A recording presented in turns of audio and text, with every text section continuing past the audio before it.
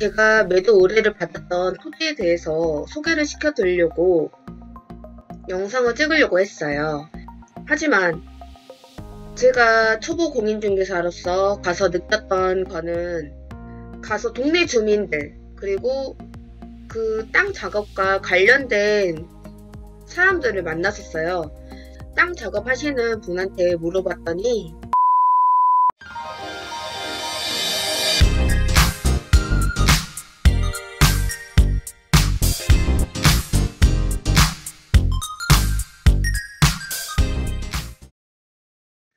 유아 믿음이 공인중개사입니다.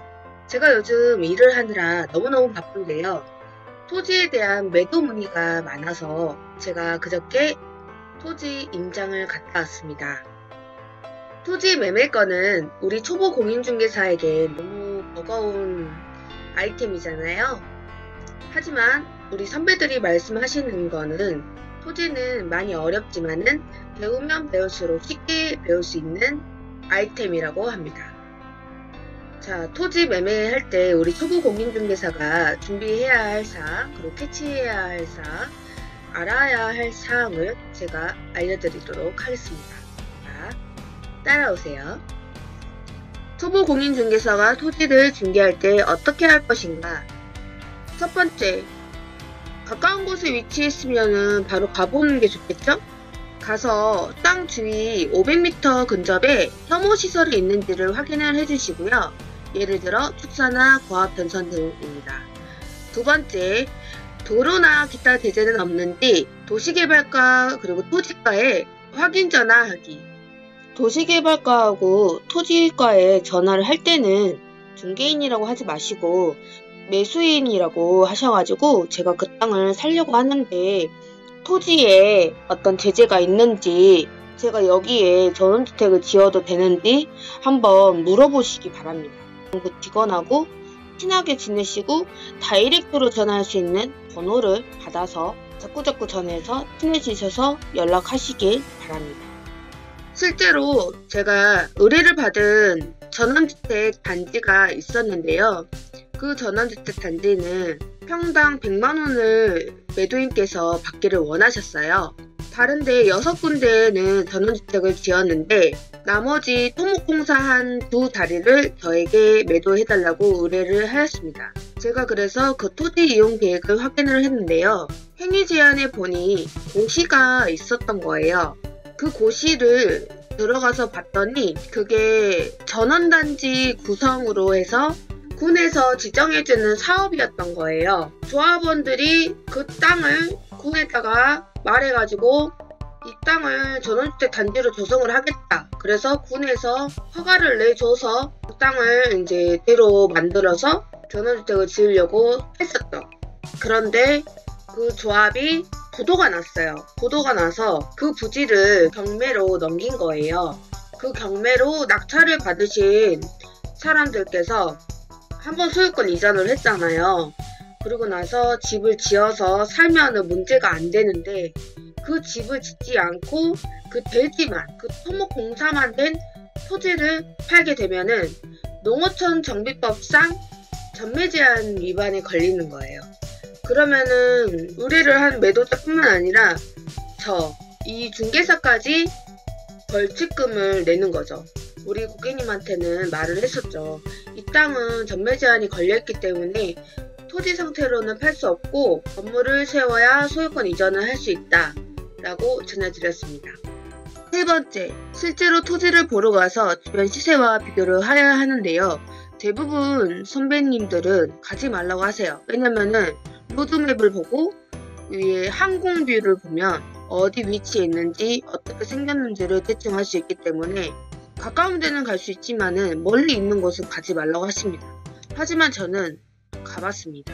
제 눈으로 봐야 우리 매수인들한테도 어느 정도 광고를 할 때 설명할 수 있고 이 토지가 괜찮은지 토지 시세가 어떠한지 설명을 잘 할 수 있기 때문에 저는 그저께 갔다 왔습니다.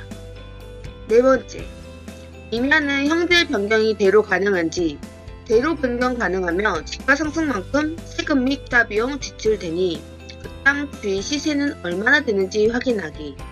제가 도시개발과에 전화를 했는데 임야에서 대로 변경할 때 산지 전용 임목 기준이 있어요. 근데 이게 이 임야에 나무가 심어져 있잖아요. 그런 나무를 함부로 베라고는 안 해요. 이 임목 기준에 적합해야 허가가 가능한데 전원주택을 지으려면 토목 엔지니어링에 문의를 해서 견적을 뽑아 개발행위 허가가 가능한지 검사를 받아야 전원주택을 지을 수 있습니다. 이 부분은 제가 전화해서 알아봤는데 저보다 선배님들은 더 잘 아실 거라 생각해요. 5번.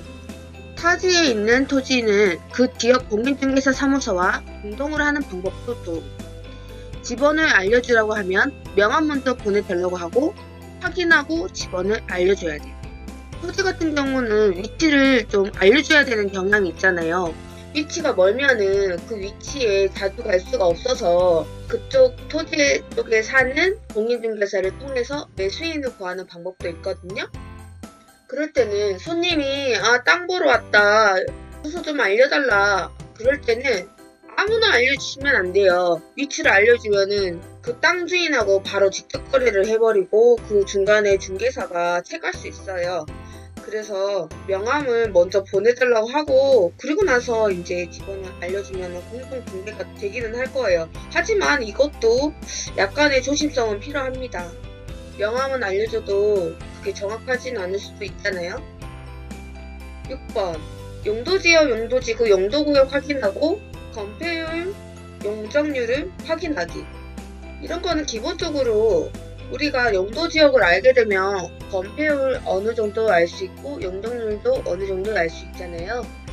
토지는 토지이용규제 정보 시스템에 주소를 치시고 도시계획을 확인을 하셔야 되는데요.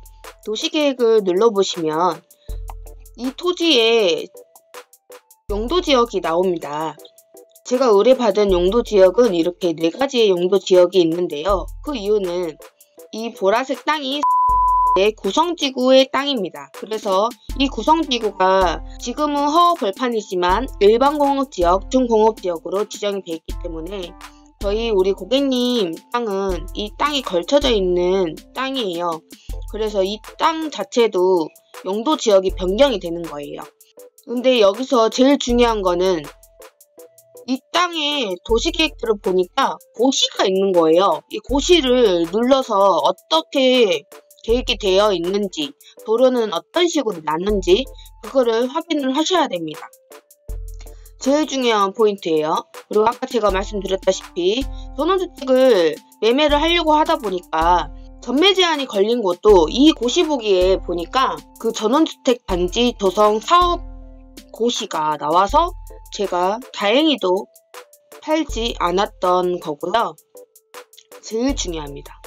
제일 중요하고 다른 위치의 토지들은 이렇게 고시가 없는 토지들은 깨끗하게 나오는데 이렇게 어디에 걸터 있거나 어떤 사업을 진행 중이라거나 그럴 때는 고시 보기가 꼭 뜹니다.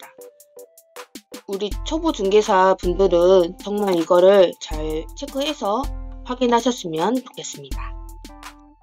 제가 매도 의뢰를 받았던 토지에 대해서 소개를 시켜드리려고 영상을 찍으려고 했어요. 하지만 제가 초보 공인중개사로서 가서 느꼈던 거는 가서 동네 주민들 그리고 그 땅 작업과 관련된 사람들을 만났었어요. 땅 작업하시는 분한테 물어봤더니 그 정도의 시세 값어치는 안 나온다고 하시대요. 매도인들은 본인들에게 맞는 어필을 하잖아요.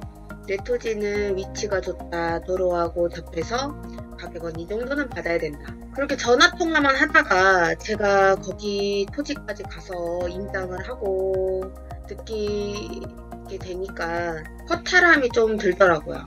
그리고 토지 시세는 국토부 실거래가 조회에서 토지도 조회가 가능하거든요.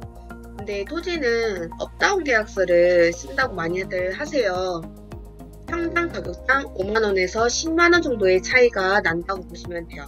매도 의뢰 받은 토지를 이제 광고를 해드리고 열심히 매수인을 찾아서 이제 중개를 해줘야 되잖아요. 팔든 안 팔든 저에게는 큰 경험이었다고 생각합니다. 일한 지 일주일 만에 원룸 계약을 했어요. 근데 원룸 계약을 하면서 우리 임대인에게 원룸 통매매 의뢰를 받았습니다. 네, 원룸은 수수료가 얼마 안 되는데 원룸 건물을 통매매를 해달라는 그런 의뢰도 들어오기 때문에 약간의 희망을 가지시고, 또 저는 상가 통매매, 그리고 주택 통매매, 원룸 통매매에 대해서 공부를 더 해야 될 것 같습니다. 우리 초보 공인중개사 여러분, 힘을 내시고요. 저도 초보이고 하니까 예쁘게 봐주시고요. 조금 더 플러스가 돼야 된다고 하면은 밑에 댓글에 적어주셔서 저에게 도움을 주셨으면 좋겠습니다. 지금까지 토지 매매를 하기 위해서 우리 중개인들이 어떤 공부를 해야 되고 어떻게 캐치를 해야 되는지 이 믿음이가 알려드렸습니다. 다음에 또 좋은 내용으로 또 뵙도록 하겠습니다.